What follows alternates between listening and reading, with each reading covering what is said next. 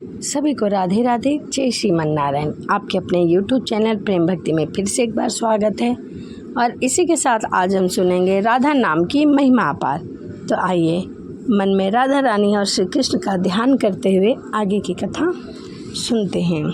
एक बार एक व्यक्ति था, वह एक संत के पास गया और कहता है कि संत जी, मेरा एक बेटा है, वह ना तो पूजा पाठ करता है और न ही भगवान का नाम लेता है। आप कुछ ऐसा उपाय कीजिए जिससे उसका मन भगवान में लग जाए। संत जी ने कहा कि ठीक है, तुम अपने बेटे को एक दिन मेरे पास लेकर आ जाओ। अगले दिन वह व्यक्ति अपने बेटे को संत जी के पास लेकर आ गया। अब संत जी उसके बेटे से कहने लगे कि बेटा राधे राधे बोलो। बेटा कहता, मैं क्यों कहूँ। संत जी ने फिर कहा, बेटा बोलो राधे राधे। वह इसी तरह से मना रहे थे और अंत तक उसने यही कहा कि मैं क्यों कहूँ राधे राधे। संत जी ने कहा, जब तुम मर जाओगे और यमराज के पास जाओगे तब यमराज तुमसे पूछेंगे कि कभी भगवान का नाम लिया, कोई अच्छा कार्य किया, तब तुम कह देना कि मैंने जीवन में एक बार श्री राधा रानी का नाम लिया। बस एक बार इतना बताकर वह चले गए। समय व्यतीत होता रहा और कुछ ही दिन में वह मर गया। यमराज के पास जा पहुंचा। यमराज ने पूछा कि क्या तुमने कभी भी कोई अच्छा कार्य किया है। तभी उसे संत जी की बात याद आ गई। उसने कहा कि हाँ, मैंने जीवन में एक बार श्री राधा रानी का नाम लिया है, राधा रानी के नाम बोला है, आप उसकी महिमा बताइए। यमराज सोचने लगे कि एक बार राधा रानी की महिमा क्या होगी, इसका तो मुझे भी नहीं पता।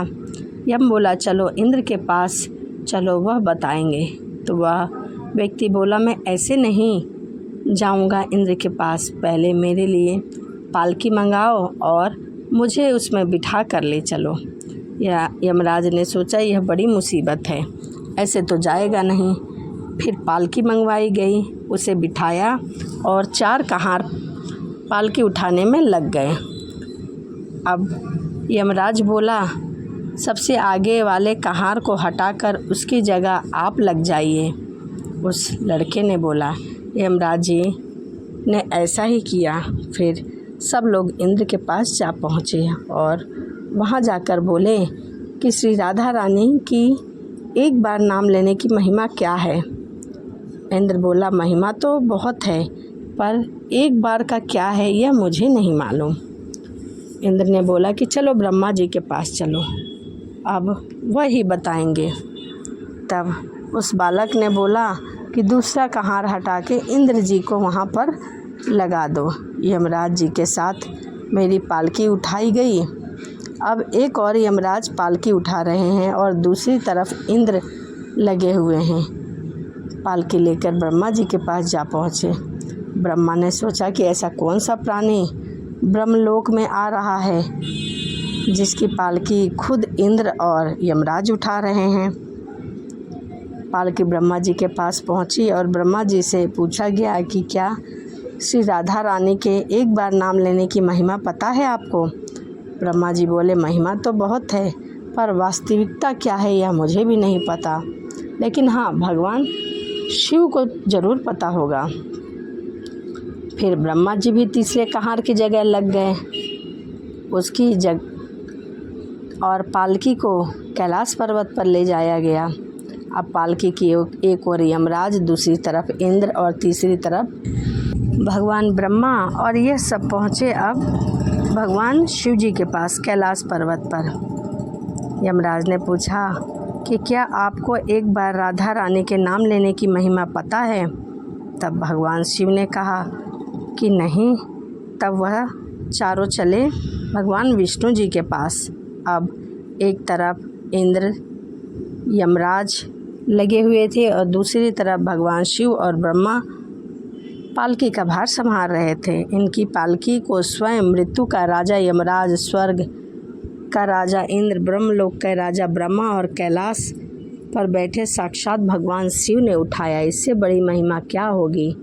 अब सिर्फ एक बार श्री राधा नाम लेने के कारण आपको इनकी पालकी उठा ली, तो अब यह मेरी गोद में बैठने के अधिकारी हैं, ऐसे माता राधा ने कहा। और भगवान श्री कृष्ण वहीं बहुत ही हंसे। भगवान श्री कृष्ण ने स्वयं कहा है कि जो केवल रा बोलता है तो मैं सब काम छोड़कर खड़ा हो जाता हूँ, और जैसे ही कोई धा शब्द का उच्चारण करता है तो मैं उसकी ओर दौड़ा चला आता हूँ और उसे अपनी गोद में भर लेता हूँ।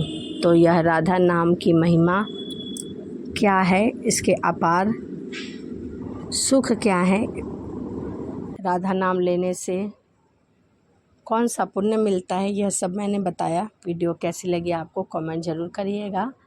तो चलिए इसी के साथ वीडियो यहीं समाप्त करते हैं और आपसे मिलते हैं अगली वीडियो में। सभी को राधे राधे, जय श्रीमन नारायण, हरे कृष्णा।